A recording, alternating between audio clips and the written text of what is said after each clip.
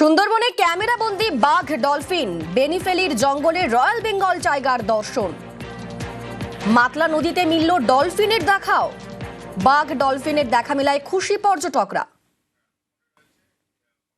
আমাদের সঙ্গে অর্পণ প্রতিনিধি রয়েছেন। অর্পণ, একদমই দেখো, সুন্দরবনে বারুইপুরের একটি 19 জনের পর্যটক দল তারা 7 তারিখে কৈখালী থেকে সুন্দরবনের বিভিন্ন জঙ্গলে তারা বেড়াতে যান এবং তারা যখন ফিরছিলেন গতকাল বিকালে তারা বেনিফিলিপ জঙ্গলের পাশে বাঘকে রাজার মতো নদীর যে খাড়ি রয়েছে সেই খাড়ির চর দিয়ে হেঁটে যেতে দেখেন।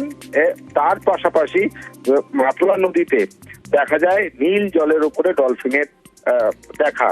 এরপরেই উচ্ছ্বসিত পর্যটকরা, তুমি জানবে চলতি বছরের শুরুতে অর্থাৎ শীতের শুরু থেকেই এই মৌসুম শুরু হয়, সেই মৌসুমের শুরু থেকেই একাধিকবার রয়্যাল বেঙ্গল টাইগারের দর্শন মিলেছে এবং পর্যটকরা প্রথম থেকেই সুন্দরবনের প্রাকৃতিক সৌন্দর্য উপভোগ করতে তারা আসেন।